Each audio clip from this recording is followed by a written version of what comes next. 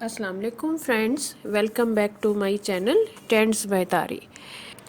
Friends, गाजरें देखकर आपको अंदाज़ा हो गया होगा कि मैं आज आपसे गाजर के हलवे की रेसिपी शेयर करने जा रही हूँ। मुझे हमेशा से ये शौक़ रहा कि मैं शादियों जैसा गाजर का हलवा या हमारे हलवाई भाई जो गाजर का हलवा तैयार करते हैं उस तरह का हलवा बनाने में कामयाब हो जाऊं।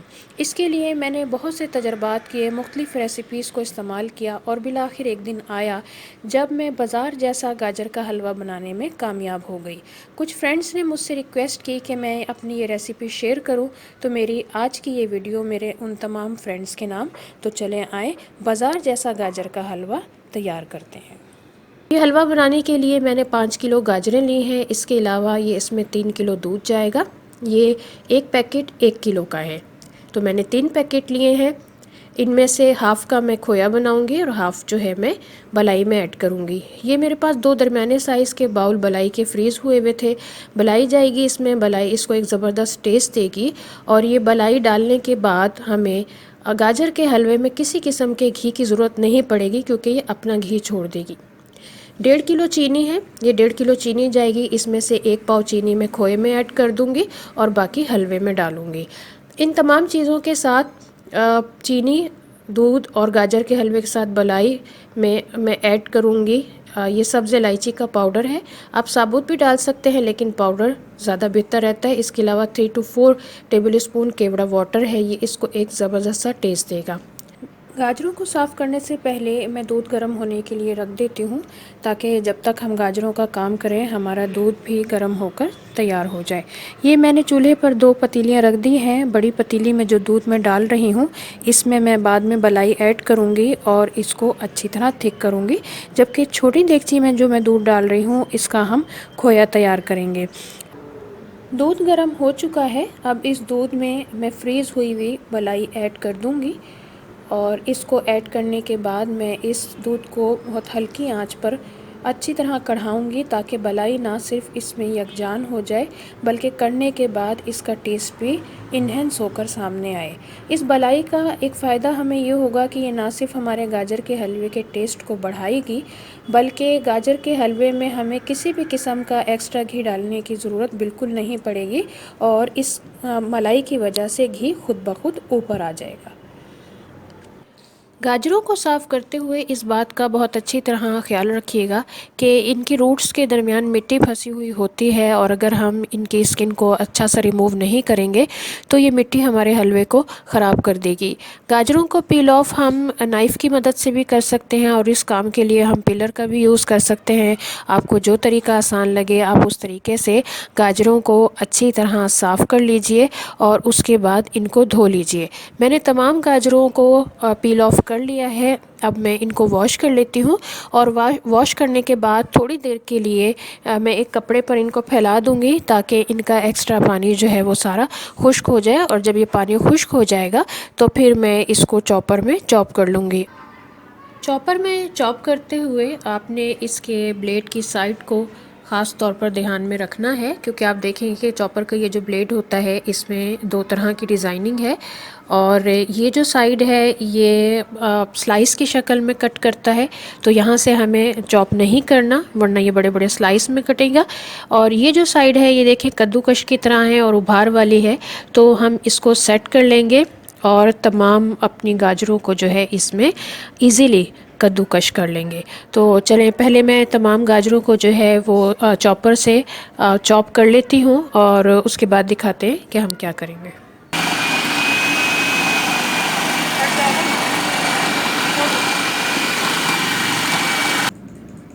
मैंने तमाम गाजरों को चॉपर से कश कर लिया, और साथ ही में मैंने देगची रख ली थी जिसमें मुझे ये हलवा तैयार करना था। तमाम गाजरों को मैंने चॉप करने के बाद इस देगची में डाल दिया, और अब ये तमाम गाजरें कश हो चुकी हैं और देगची जो है वो रेडी हो गई है चूल्हे पर चढ़ाने के लिए।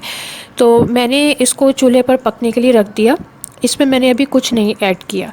साथ ही मेरे दूसरे चूल्हे पर खोए का दूध तैयार हो रहा था, और जब मैं गाजरें चॉप कर रही थी तो थोड़ी सी नज़र चूकी और दूध जो है वो चूल्हे पर निकल गया। बहरहाल ये तो होता ही रहता है जब आप काम कर रहे होते हैं, और दूध के लिए तो आपको बहुत कॉन्शियस होना पड़ता है और उसको बिल्कुल अपनी नज़र में रखना पड़ता है। تو گاجروں میں نے ابھی کچھ نہیں ڈالا اور میں تھوڑا سا ویٹ کروں گی، یہ سیٹل ڈاؤن ہو جائیں گی اور جب نیچے بیٹھنا شروع ہوں گی تو میں ڈھکن ڈھک دوں گی اور ان کو کم از کم میں آدھا گھنٹہ ہلکی آنچ پر پکاؤں گی۔ اس وقت تک پکاؤں گی جب تک ان کا سارا پانی خشک نہیں ہو جائے گا اور یہ اچھی طرح گل نہیں جائیں گی۔ فرینڈز، اس بات کا خیال رکھیے گا کہ اس وقت گاجروں میں بالکل بھی کوئی چیز نہیں ڈالنی، نہ تو پانی اور نہ ہی کسی قسم کا گھی، کیونکہ اگر ہم نے اس میں ذرا سا بھی گھی ڈال دیا تو گاجریں سخت ہو جائیں گی۔ ہم نے گاجروں کو جتنا گلانا ہے، جس حد تک ٹینڈر کرنا ہے، وہ اسی موقع پر کرنا ہے اور یہ اسی وقت ہوں گی جب ان کو صرف ان کے اپنے پانی میں گلنے دیا جائے۔ ان گاجروں نے جتنا پانی چھوڑنا ہوگا یہ چھوڑ دیں گی اور اسی پانی میں یہ گل بھی جائیں گی، اور جب یہ گل جائیں گی تو پھر ہم اس کی کیرملائزیشن کی طرف آئیں گے، جس میں ہم شوگر ایڈ کریں گے۔ شوگر کو کبھی بھی پہلے ایڈ کرنے کی غلطی مت کیجیے گا، ورنہ گاجروں کو گلانا بہت مشکل ہو جائے گا۔ فرینڈز، آدھا گھنٹہ گزرنے کے بعد اب میرا کھویا بھی پک کر تیار ہو چکا ہے، اور کھوئے کے ساتھ ساتھ میں گاجروں کو بھی دیکھ لیتی ہوں۔ گاجروں کا بھی پانی تقریباً خشک ہو گیا ہے، تھوڑا بہت رہ گیا ہے۔ اب اس موقع پر ہم اس میں سبز الائچی کا پاؤڈر مکس کر دیتے ہیں اور یہ ایک بڑی زبردست اس میں خوشبو دے گا۔ الائچی پاؤڈر ڈالنے کے بعد اس کو میں اچھی طرح مکس کر لیتی ہوں، اور مکس کرنے کے ساتھ ہی پھر میں اس میں کیوڑا واٹر ایڈ کر دوں گی۔ کیوڑا واٹر ایڈ کرنے کے بعد جو چینی میں نے بچائی تھی، کیونکہ کچھ چینی میں نے کھوئے میں ڈال دی تھی اور کچھ میں نے اس وقت گاجروں میں ڈالنے کے لیے رکھ لی تھی، تو یہ وہ وقت ہے جب ہم اس میں چینی بھی ایڈ کر دیں گے۔ چینی ایڈ کرنے کے بعد ہم اس میں اچھی طرح چمچ چلائیں گے، اور آپ یہ دیکھیں گے کہ چینی ایڈ کرنے کے بعد یہ چینی ابھی اپنا پانی چھوڑے گی، اور اب ہمیں اس پانی کو بھی خشک کرنا ہے۔ تو اچھی طرح چمچ چلانے کے بعد ہم تھوڑی دیر کے لیے پھر ڈھکن کو ڈھک دیں گے اور اس کو پکنے دیں گے، اور کچھ دیر کے بعد ہم اس کی آنچ تھوڑی تیز کر کے اور اس کو تیز آنچ میں اس کا پانی خشک کر لیں گے۔ کھویا میرا تیار ہو چکا ہے۔ کھوئے کو میں نے ایک باؤل میں نکال لیا تاکہ ہم تھوڑی دیر کے بعد اس کو دودھ میں ایڈ کر کے اور اس دودھ کو پھر ہم اپنی گاجروں میں شامل کر دیں گے۔ دودھ کو میں اچھی طرح مزید پکا لوں گی، اور پکانے کے ساتھ ہی میں نے جو کھویا تیار کیا تھا وہ کھویا میں اس میں ایڈ کر دوں گی۔ گاجروں کا پانی تقریباً خشک ہو چکا ہے، اور اب جو ہے ہم ان گاجروں کو چیک کر لیتے ہیں تاکہ اس میں بالکل بھی پانی نہ ہو، کیونکہ اگر تھوڑا سا بھی پانی ہوگا تو اس کا وہ مزیدار ٹیسٹ نہیں ہوگا جو آنا چاہیے۔ تو گاجروں کا پانی تقریباً خشک ہو چکا ہے۔ جب پانی بالکل خشک ہو جائے گا تو جو دودھ ہم نے تیار کیا ہے وہ دودھ ہم اس میں شامل کر دیں گے۔ دودھ کو شامل کرنے کے بعد اب ہم چولہے کی آنچ کو تیز کر دیں گے، اور اس تیز آنچ پر ہم اس دودھ کو خشک کریں گے۔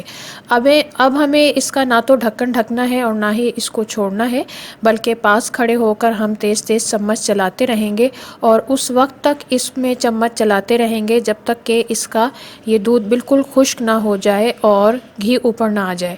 فرینڈز، ہم نے جو ملائی اس میں ڈالی تھی، اس ملائی کا ایک فائدہ یہ ہوگا کہ اس سے نہ صرف اس کا ٹیسٹ اچھا ہوگا، بلکہ اس میں اپنا اس کا خود کا گھی اتنا اوپر آ جائے گا کہ ہمیں مزید کسی قسم کا گھی ڈالنے کی ضرورت پیش نہیں آئے گی، اور اس کا ذائقہ بھی بہت یمی ہوگا۔ تو اب ہم اس کا دودھ اچھی طرح خشک کر لیتے ہیں، اور اس کے بعد ہم اس کو ڈش آؤٹ کر لیتے ہیں۔ ہمارا گاجر کا حلوہ ریڈی ہو جائے گا اور یہ کھانے کے لیے تیار ہوگا۔ جی تو فرینڈز، پورے دن کی محنت کے بعد یہ ہے ہمارے حلوے کا فائنل لک۔ یہ بالکل اسی طرح کا ہے جس طرح بازار میں ملتا ہے، اور اس کا ٹیسٹ بھی اتنا ہی زبردست ہے جیسے کسی حلوائی کے حلوے کا ہوتا ہے۔ ڈش آؤٹ کرنے کے بعد اب ہم گاجر کے حلوے کو گارنش کر لیتے ہیں۔ یہ میں نے ایک پیالی میں کاجو اور ایک میں بادام لیے ہیں۔ باداموں کا میں نے بھگو کر چھلکا اتار لیا ہے۔ اب میں ان دونوں چیزوں کو مکس کر کے اور گرائنڈر میں بہت موٹا موٹا گرائنڈ کر لوں گی، بہت باریک نہیں کروں گی، کیونکہ مجھے یہ اسی طرح کا پسند ہے، اور پھر میں اپنے حلوے پر اس کو اسپرنکل کر لوں گی۔ گارنشنگ آپ کی پسند ناپسند پر ڈیپینڈ کرتی ہے، آپ جو مرضی ڈالنا چاہیں، جس طرح کی گارنشنگ کرنا چاہیں آپ کر سکتے ہیں۔ مجھے اسی طرح کی گارنشنگ پسند ہے۔